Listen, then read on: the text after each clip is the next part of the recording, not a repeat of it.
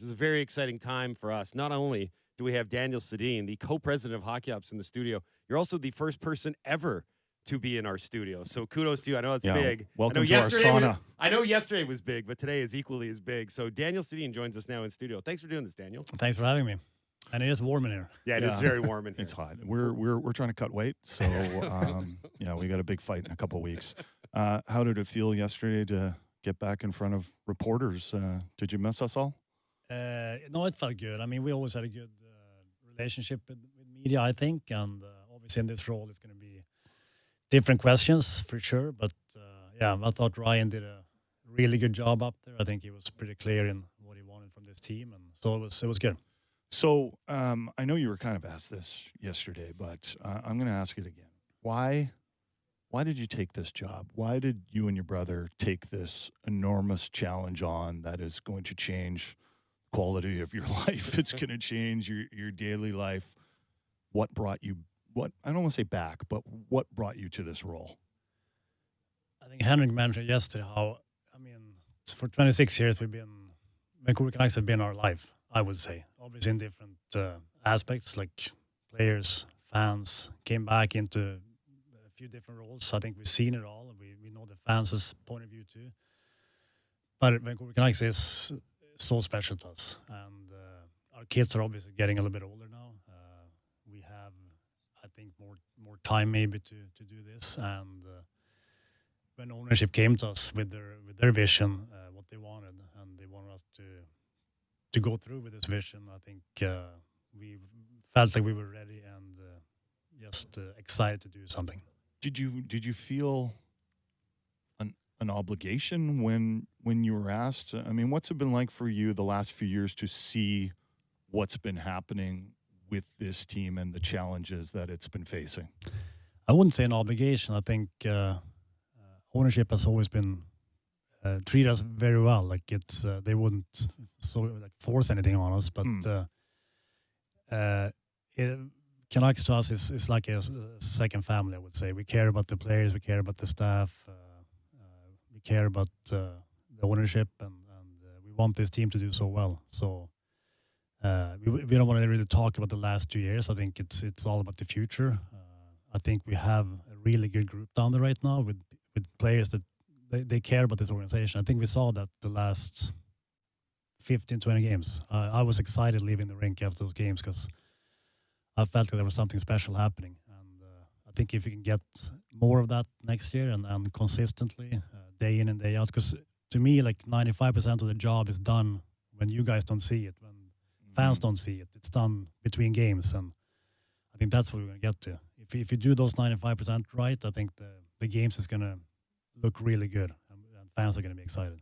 Was there ever any hesitation with you and your brother to be like, this is like a second family and our legacies are set and our numbers are retired. Let's just leave it as is. And we're happy working with the players. Maybe not necessarily take on a greater responsibility. Was there ever any trepidation about just staying put? Well, we don't look at it that way. Like our legacy as players it's done. Like separate. Yeah, it is, I think. And this is a new role, and I'm sure we're going to get criticized. We're going to get. We were as players too. We're fine with getting criticized. Mm-hmm. I think for us, it's more about have we done our best? Can we look ourselves in the mirror and say we did everything we could? And if it doesn't work out, it doesn't work out. But I think for us, it's not about. I don't know. We're fine with being having a legacy as players or whatever. So that's non-issue for us. What have you learned about dealing with criticism in a market like Vancouver, and what kind of advice could you give to some of the younger players that are already here and some of the younger players that are going to come into a market where they will face criticism? They will see stuff on social media that they don't like. That can't be changed. So how can they deal with that in a better way? I think as individuals, be honest about your effort. Like media is not, if you're fair to the media and you treat them with respect, I think they're going to treat you with respect too. And you have to understand that when things go well, they're going to build you up to something that you're probably not. And when you're playing bad, they're going to push you down to something that you're not. So it's so important to stay even keel. And that's where I think the environment comes into the picture too, where you need to trust your coaches. You need to trust your teammates. If they think you're doing okay, that's all that matters. If the coach doesn't like your game right now, he's going to tell you, and that's all that matters. So I think that's the main thing, and that's hard in this day of age with the social media. Such a big issue, I think, in the Canadian market, especially, where you're going to read stuff on social media that is a lot of times it's not doesn't reflect you as a person or as a player.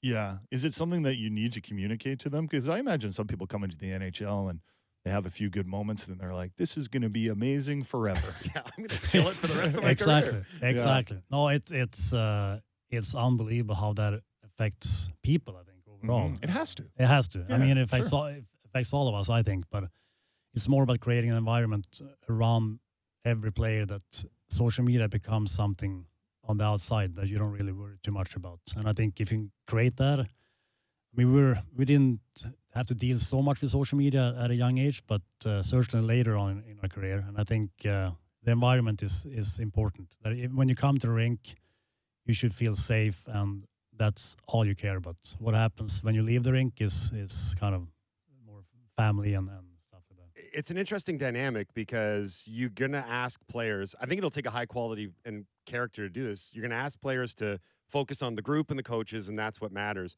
But there's also going to be an element where they're going to have to go above and beyond with their community involvement and engaging with fans, but also not hearing what those fans are saying in terms of, don't letting those critiques get to you. So I think you're targeting a particular type of player that has to be willing to do all those things, but also thrive in those environments.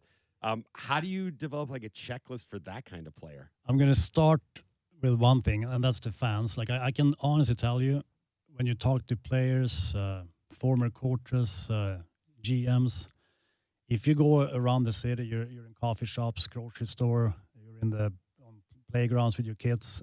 I've never met a fan that's going to criticize you. They're so supportive. It's awesome. And that's, I think, what players need to realize. Face to face, they will never say a bad word. They will support you 100%. So I think the more you're out, the more you move around, the more you see people, watch fans on the ice, they will respect you. So that's one side of the story. Community is going to be huge. I mentioned that yesterday. That was one thing we were told when we got here 26 years ago, was that we are the number one organization in the league when it comes to community involvement. And I think that's something we were so proud of. You lose a game, you play bad, but if you do those things, I think fans will respect you, and you're going to feel so good about yourself too. That wins and losses in the end, it's not the biggest deal. I mean, you want to win games, but it kind of puts perspective on certain things. You're going to be drafting a lot of young players into the organization. How do you make sure that you draft not only talented players who are going to help you win, but also the right type of future teammates and leaders? Yeah, that we sat in on amateur scout meetings this last week, and that's a good group. They are making sure that all those things are checked out, and we have full trust that them, along with Ryan, is going to make the right decisions, because it is very, very important. I think especially in the Canadian market, that the players that come here, they're going to have to check every box. So what do you do? I mean, the interview can do so much. You can talk to the players and take them out for dinner if you want. I don't know if you're going to do that for the 5th and the 6th round picks, but the players in the early rounds, you can talk to them. But I don't know if you can get everything from an interview. Do you also talk to their coaches, talk to people that cover them or knew them in their markets? Like how deep does the research into their character go? It goes very deep. Former coaches, friends of them, teammates, staff members that's been around them. I think that work is being done on every player. So I have no issues with that. Something's going to go wrong in that department. You're going to do this job with your brother. How lucky do you feel that you've been able to go through your entire hockey career with your brother? Do you ever wonder how different life would be if you hadn't been drafted together by the Canucks? Yeah, and I think that's why we feel so strongly about this team too. They gave us a chance to continue our career together, and they supported us obviously the first 4 years when things were extremely tough for us, And that's for us too. I think we've been through a lot as players. Like everything didn't just go well for us. Like it was up and down. It was good. It was very, very bad for some time. We needed our support from our families. We understand that. We understand the importance of teammate support. I mean, we came to the rink a lot of mornings and feeling pretty bad about ourselves. But as soon as we got to the rink, Marcus Nass and Mattias Olen, Castle, Strand Klatt, all those guys, like, pat on your back and let's go. Let's have a good day today. And that kind of kept us going. And I think that's such a big part of why we feel so strongly about this organization. Did you enjoy the process of getting better as players? Like the curiosity of like, okay, how can I get stronger? How is this going to help me? How can we change our play on ice if we need to do that? Like that seems like a lot of athletes, is it hard work? Yeah, it's hard work. But is it also enjoyable and gives you some purpose? I mean, that must be something. And because, I mean, you're still exercising and pushing yourself and probably trying to get better in everything you do. I think that's the best feeling in the world when you're really committed to doing something and you see things happening, things are changing. You're taking steps on the ice. There's no better feeling. Like I know you want winning games and all that. Going to Stanley Cup Finals is huge, but it's the process. What happened before you got to that point? There's nothing better. Are you going to have that same feeling and curiosity when it comes to this job? Oh yeah, I mean, who's ready for this job? Like it's Yeah. And that's where we are right now. It's been hectic, it's been fun, it's challenging, but we have to learn. But that's why we want Ryan to get a good staff so he can trust them. And our job is to make sure that Ryan really uses his staff. Like we said yesterday, he's got to do turn every stone to make sure that every decision he makes is the right one. And we that's not our job. Our job is to make sure that he does those things.